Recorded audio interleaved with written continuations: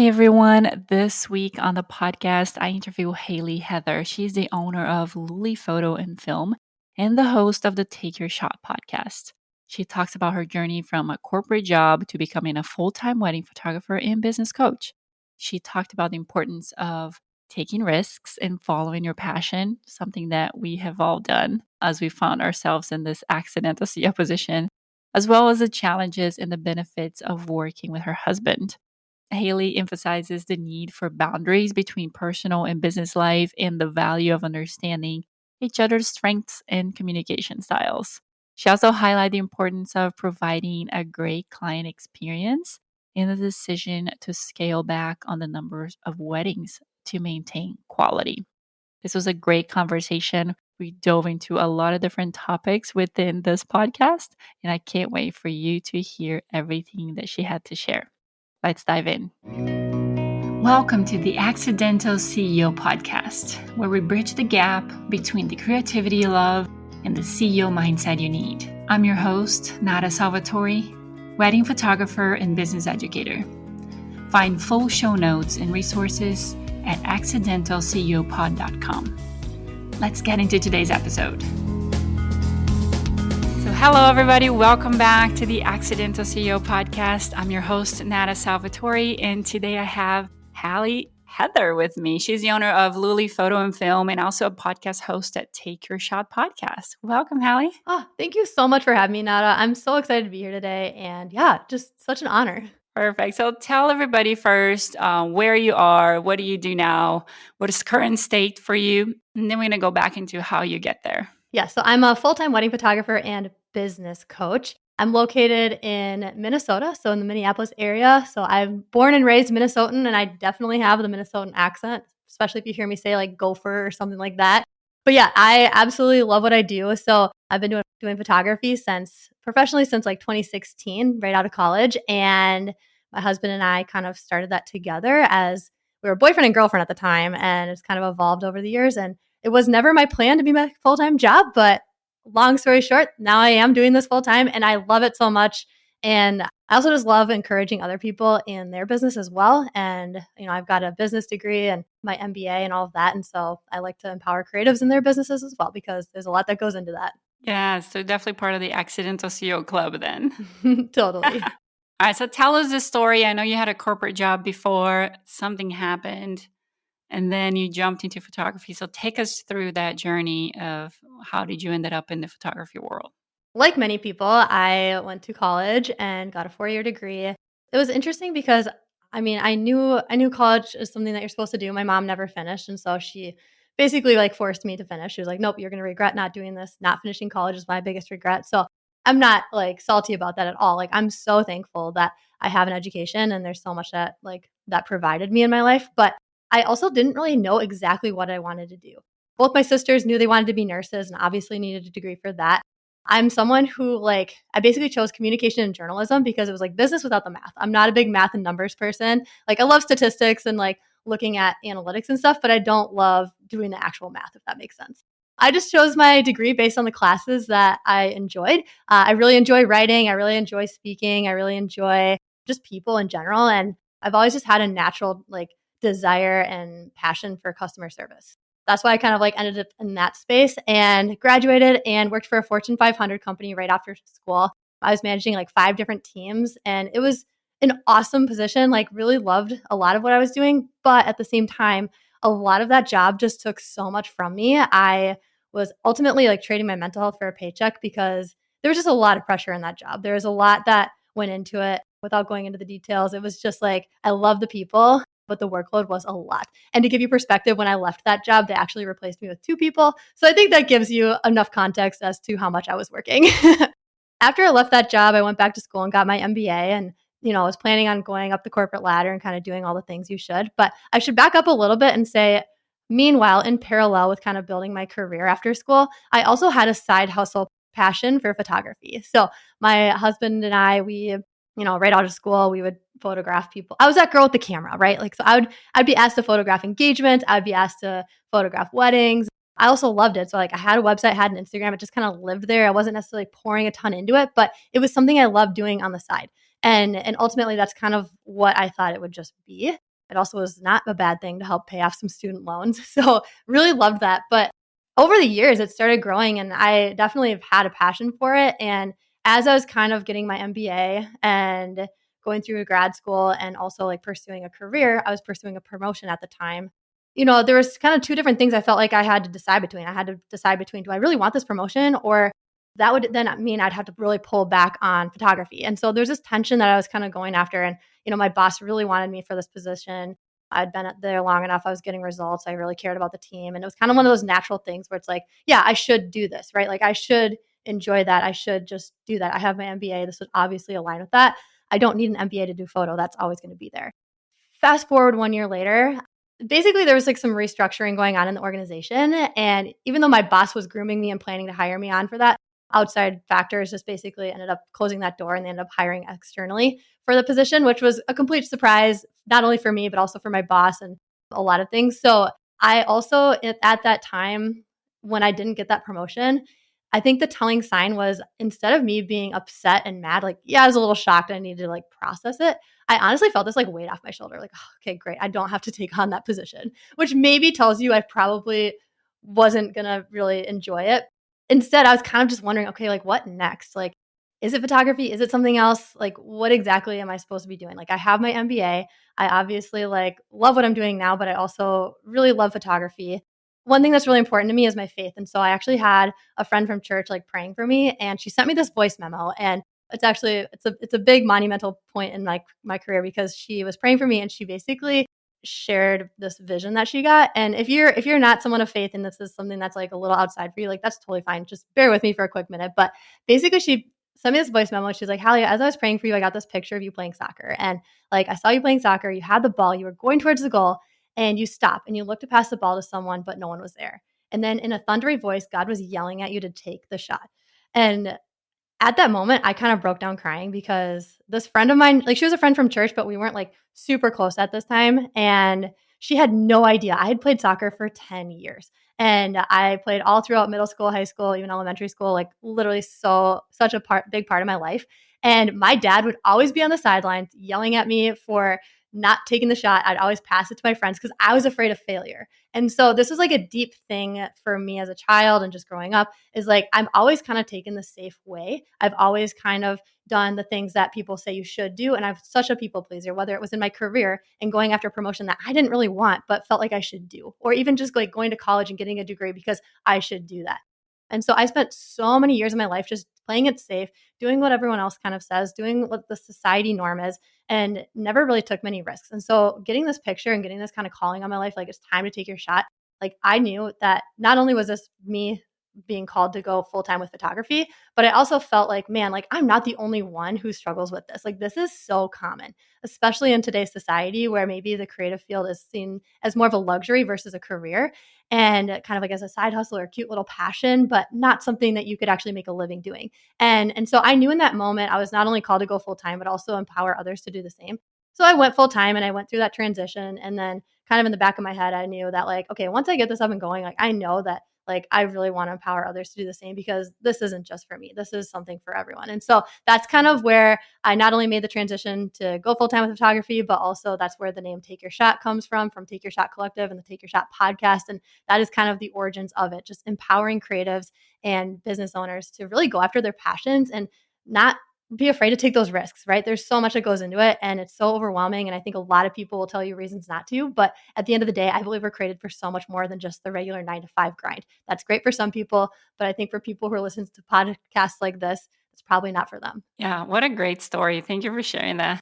One of the things I talk to my coaching clients very often is, obviously this fear of going full time, fear of failing is very common.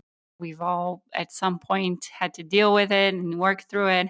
And I always tell people, like, write it down. Like, what is actually causing that fear? Like, what is it? Let's be very concrete. Is it because you think you're not going to have enough business to pay your bills? Like, you don't think you're not going to have enough money for health insurance? Like, what is it that's causing that fear?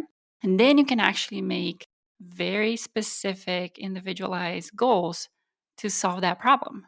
And once you do that, then out of the sudden, this, lightness comes to, and you can actually take that step feeling a little bit more confident.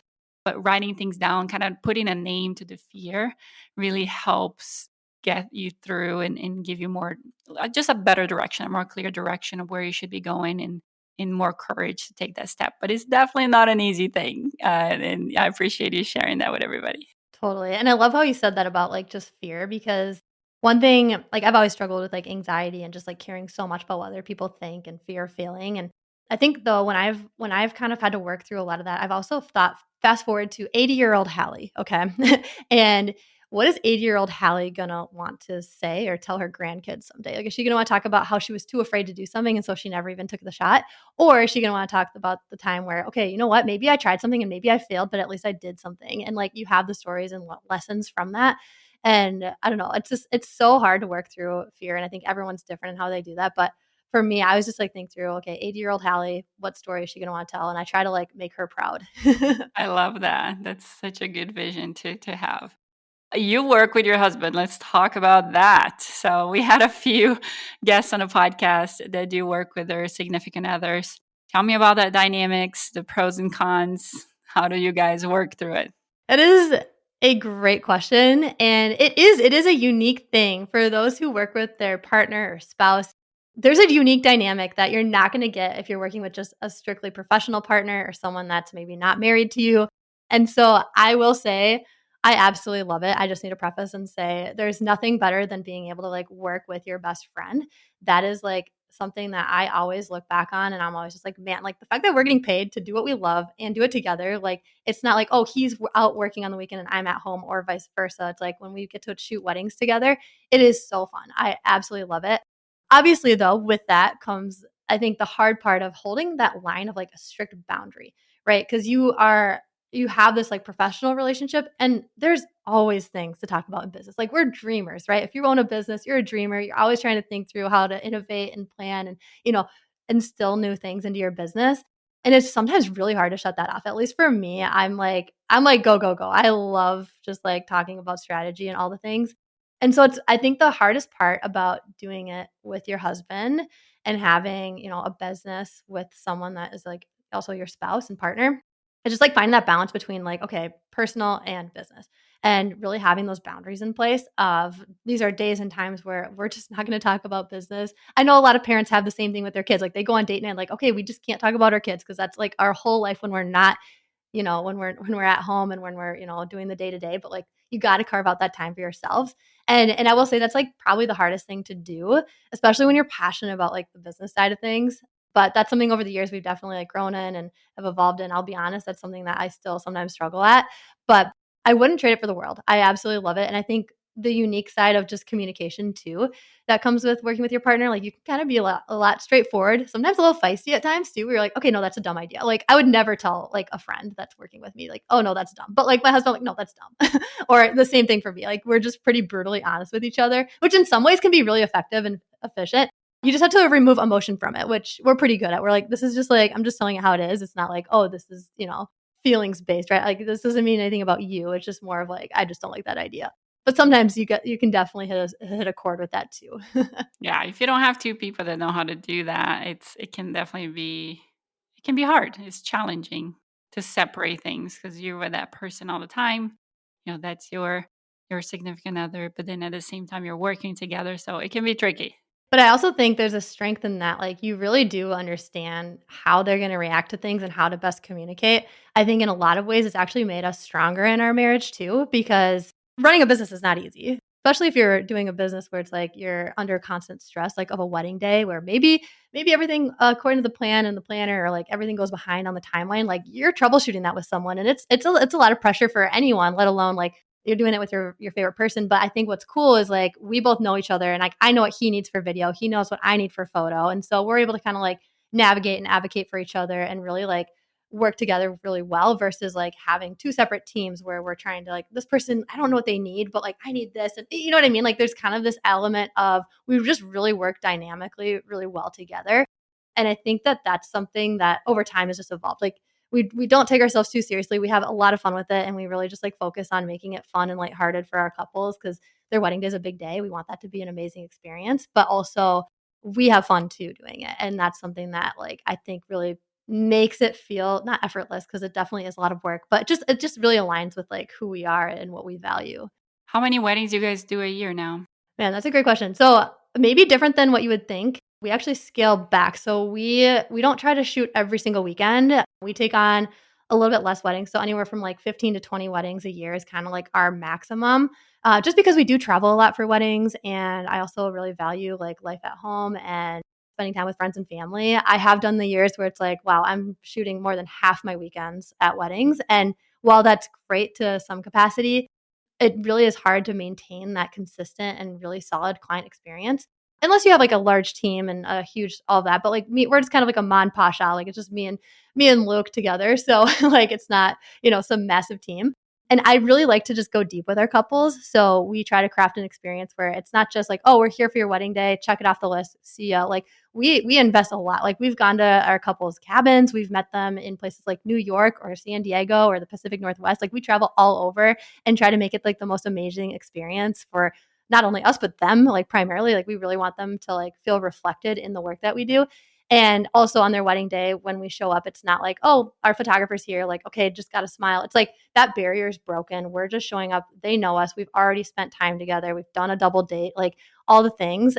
And so that's really hard to maintain with the way we like to do it. So that's why we try to keep on like a lot fewer weddings, which is great. And obviously that's an investment, right? So we're not the cheapest option for people out there. If people want the cheapest photographer, you're not going to go with us. I guarantee that.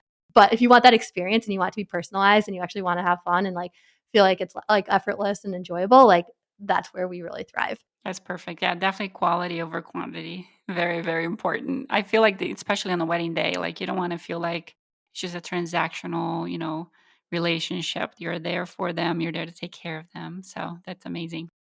Let's talk about traveling because I know you guys travel a lot. So tell me, there's, I think, some months of the year that you guys are traveling and then you travel for work. So tell me about all of that. Yeah. So, with the nature of being in Minnesota, the winters can get brutally cold and brutally long. And so, for us, like the benefit of like owning your own business is you're the boss. Like you get to choose where you go and what you do for work, and you can work remote. And that's amazing. And so, what I like about that and just kind of thinking differently about the business, not as like, oh, everything's dictated by my weddings. I wanted to kind of take charge of that. And so Luke and I kind of did some planning over the last couple of years, and we've just been thinking like, man, like if we don't enjoy being here in Minnesota for the winter, how can we find a way to like escape that and travel? And so over the last few years, we've taken large trips where we've gone across the country. We usually just go south. Like Arizona is a place we really love. We also love California. This year we were in Florida as well.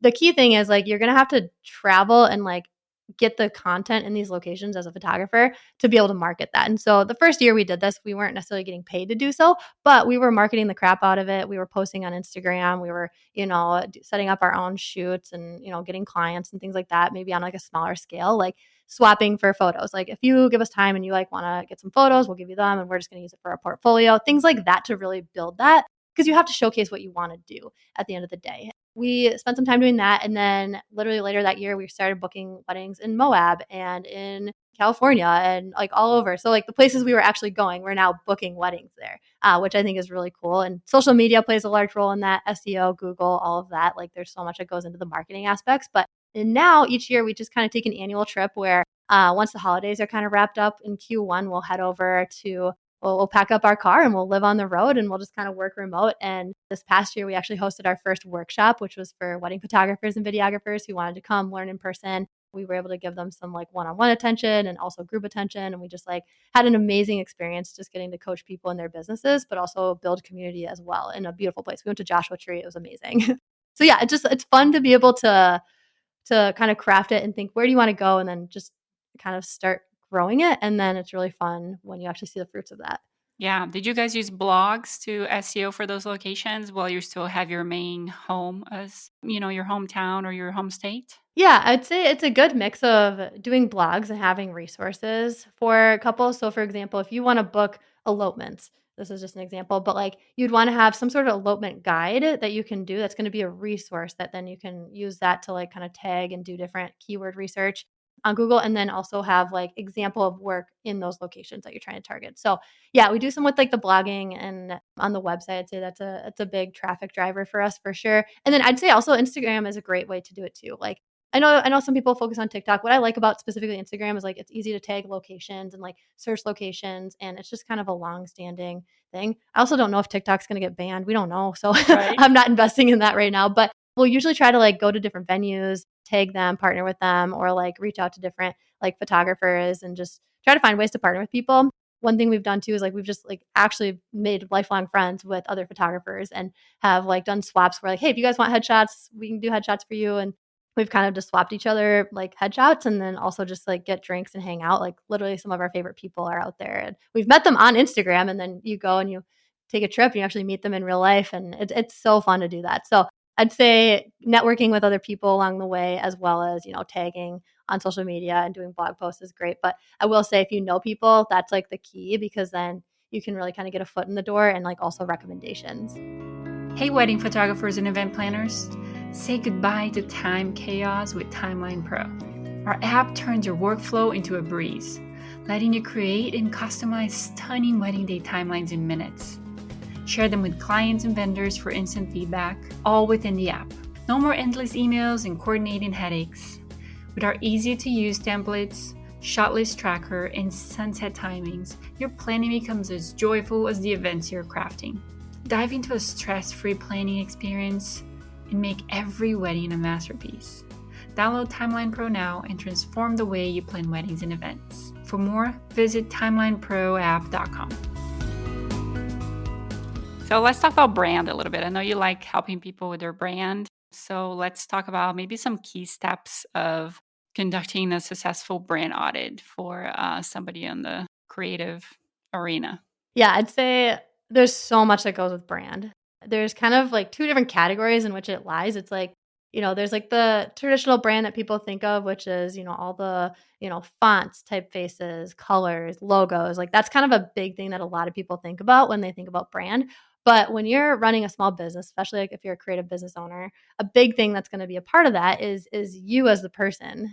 We live in a day and age where people don't love to buy from companies; they love to buy from people. That's why we see so many people doing influencer marketing, where if you want to buy things off of Amazon, chances are you're going to see an influencer who's already posted something about that. Like that's really how they take off, and a lot of big name companies are now doing that to try to make it more personalized. That's just the world we live in. And so I think when it comes to branding, the first thing you need to do before jumping into anything, logo, font, website, all the things, is just like really get deep with yourself and understand first and foremost, like you need to know why you're doing what you're doing and you need to be intentional and set goals around that. So I think that's really important because I think it's so easy to be like, oh, I really like this color. I really like this font. I really like this, logo. And people just like love to start there. But if you're not intentional and don't first know like, okay, why are you doing this? And then I'd say the second step would then also be like, who are you doing this for? That's all going to get lost in the process. So those are the first two steps is, knowing your why, setting those goals, and then also defining who your ideal clients are. And in that, when you're defining who your ideal clients are, it's really important to do a deep dive into, okay, if these are my ideal clients, which I think it's important to preface, you don't have to be your own ideal client. I know for me, I'm not like my wedding was way different than the weddings I shoot. And I think sometimes people get stuck there. They think that it has to be like, if it's your brand, it has to be like you're targeting people like you. It does not have to be that way. You do have to know how to connect with them, but that's a whole separate thing. And so defining who your clients are. So where do they shop? What types of social media platforms are they using? What types of messaging is going to resonate with them? What type of clothing are they going to like? Like how do you want to like present yourself in that way? Like you will not know how to do that if you don't have those people defined.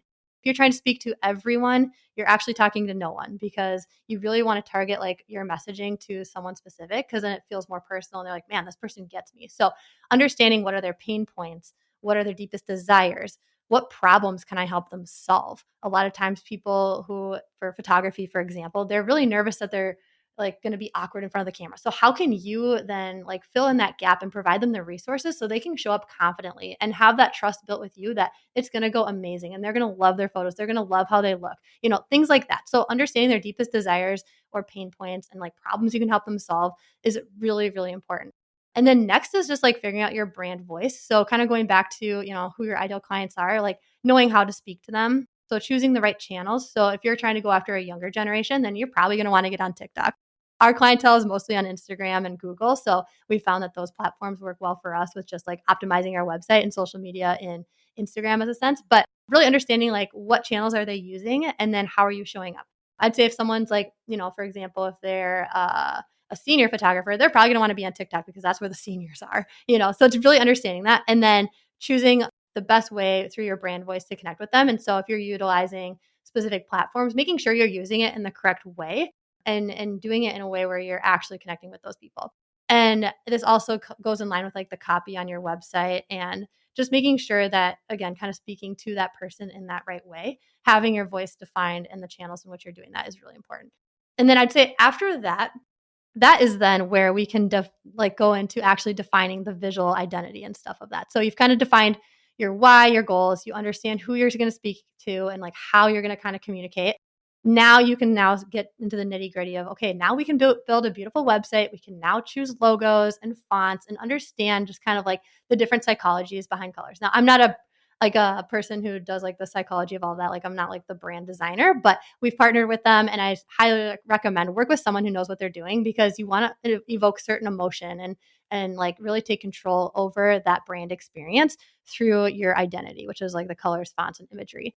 Final fifth thing is then just like go through and audit your whole website. So you should be able to go through and look through these different areas. So do you see the alignment with like your actual why and goals? Like, is that clearly defined? Like, is the way that you have your pages laid out and structured, like, is it actually leading them through that journey where the clients feel like you're actually speaking to them? Making sure that you're using the proper channels, making sure that the identity aligns with all of this. Like, this is where you can really dive deep into making sure that you're communicating consistently because at the end of the day, like you could pull things from different trends. I think people love hopping on the trends, right? But I think sometimes people get a little too excited to hop on trends without first assessing whether or not that aligns. And so doing the audit and just like making sure that you're actually being consistent in what you're doing and it actually can tie back to like your why and your goals and your intentions, like that's really the foundation we're trying to build here. Yeah, I'd say there's a lot that goes into a brand audit. I do also have a free brand audit workbook. If anyone's interested, I can give you the link if you want to share that with them. But there's a lot that goes into it, and you could spend hours. And honestly, it takes weeks and months and a very long time to actually go through a deep dive in all of this. But I will say, starting in those areas is going to be the best way to start. That's perfect. Yeah, we'll link it for the audience and we'll put together too. I have something to help you guys just to build a good online presence because that goes together with your brand. So we'll link both of those freebies for you guys here today. Tell me a little bit more about what do you think were your biggest challenges and rewards of running your own wedding photography and videography business? I would say when it comes to challenges, going full time and stepping into something where essentially when I went full time with my job, it was not built as a full time job. It was a side hustle that I stepped into and had to build from the ground up. I think the biggest challenge that not only myself, but I know a lot of people will face when kind of making that transition is just figuring out how to put together systems, right? How to be organized, what tools to use. I know it sounds basic, but the more you're kind of living in a business and running it full time, like the more you realize, man, like there's a lot that goes into this. It's not just me booking a wedding and showing up, taking photos, editing, and delivering. Like there's so much more that goes into that. Like we talked about, like just the whole branding, messaging, all of that. There's so much that goes into it. And so I would say just making sure that you have all of that aligned and aren't missing anything. Like that's probably the hardest thing stepping into that. And I know for me also, when you're running a business, and I know I have my husband Luke, like he's amazing. But when I was going full time, like he's also still got his 9 to 5. And so it was just me. I'm basically sitting at my desk with all these things, trying to figure it out on my own. And it was very isolating. I kind of went from having my coworkers in my 9 to 5 to coming here and working on my own.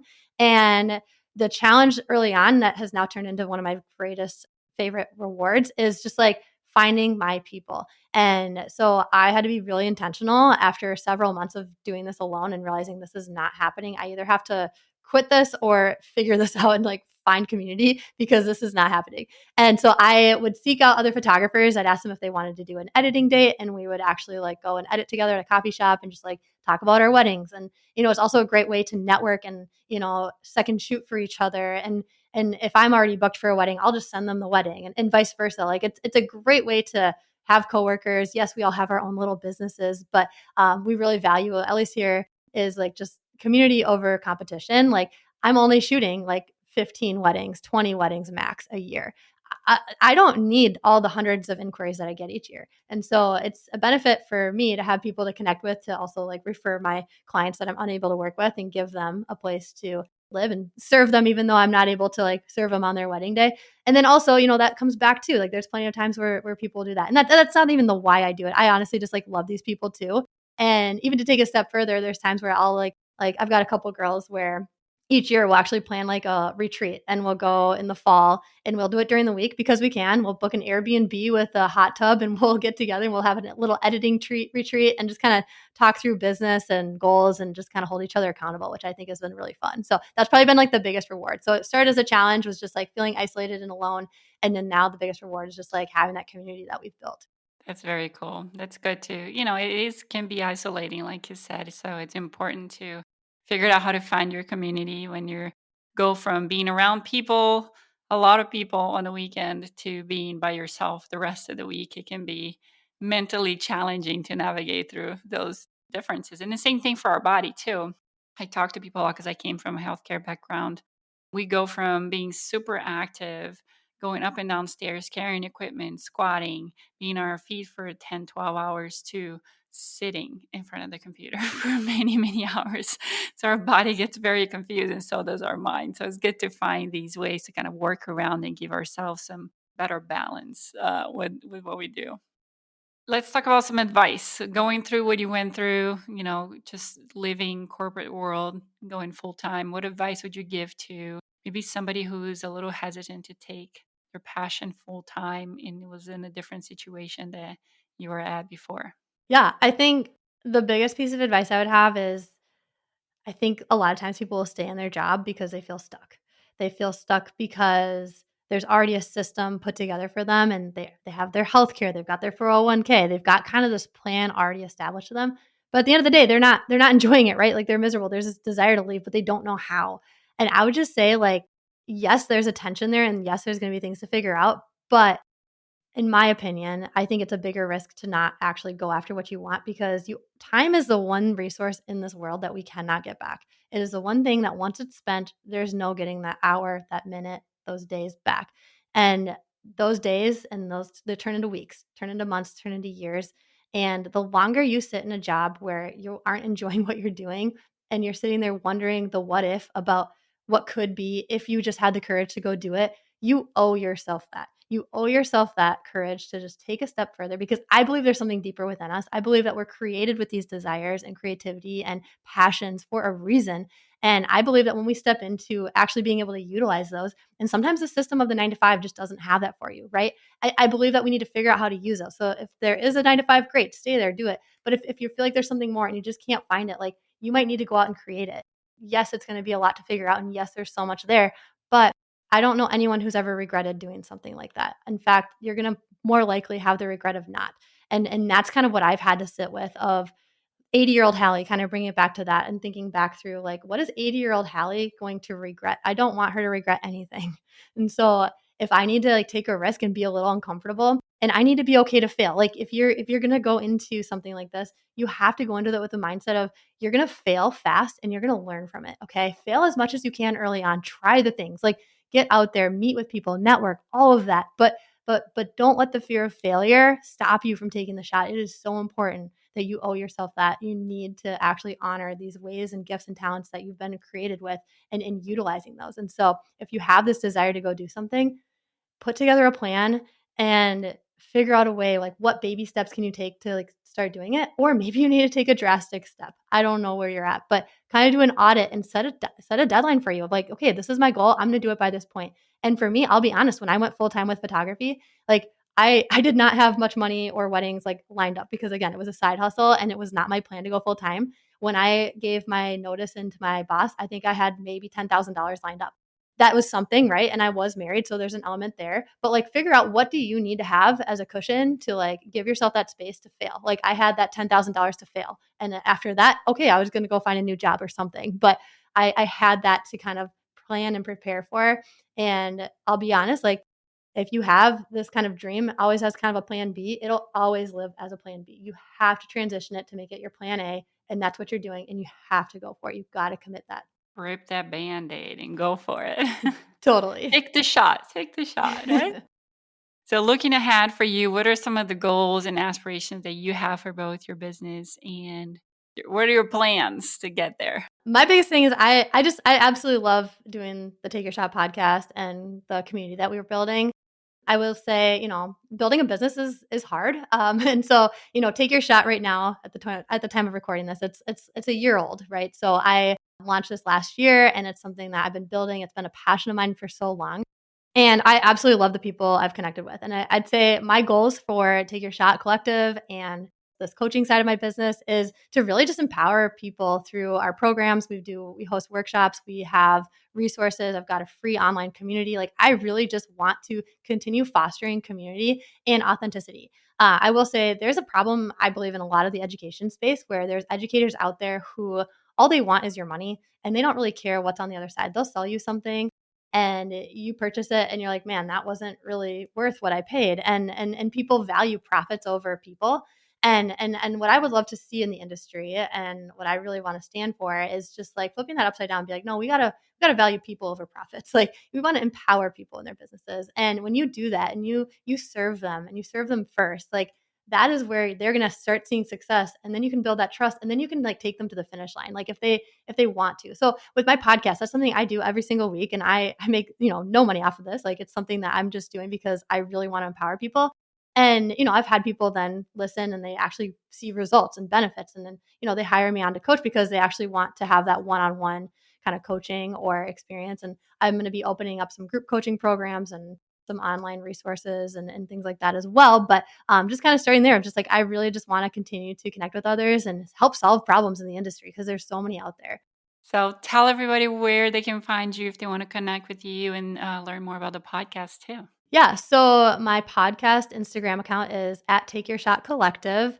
And you can find us at takeyourshotcollective.com. We've also got all these like resources and communities. So I'd love to have you join us there. If you want the free brand audit workbook, that's a great place to start. And then once you kind of have your brand and everything kind of in a row and you feel really good about that, then you want eyes on it. And I actually have a free SEO ebook that kind of teaches you the basics of SEO and how to kind of start ranking on Google and just basic things that you can do to do the keyword research and different tools and things like that. So that's a really great ebook. It's like it's pretty long, but it'll give you a good understanding of kind of SEO, how it works. Again, base level, but great starting point if you know nothing. And so I'd say that's a great tool as well. Perfect. Well, thank you so much for being with us today. I really enjoy having you and learn all about your journey and all the good things that you've been doing with your business and your podcast. So I appreciate you spending time with us today. Thank you so much for having me. It was a pleasure. Perfect. I'll see you guys next week for another episode of the Accidental CEO podcast. I hope you have a wonderful week. Bye. And that's a wrap for today's episode of the Accidental CEO podcast. Thanks for hanging out with us in the world where creativity and business strategy collide. I am Nata Salvatori, thrilled to have shared this time with you. Remember, every episode is a step closer to mastering the art of being an accidental CEO. So don't miss out. Hit subscribe, drop us a sweet review, and spread the word to your creative tribe. Your next big breakthrough could be just one episode away. Join us next time for more insights, laughs, and actionable tips. Keep pushing boundaries, dreaming big, and embracing the beautiful chaos of entrepreneurship. Here's to make magic happen in your business and beyond.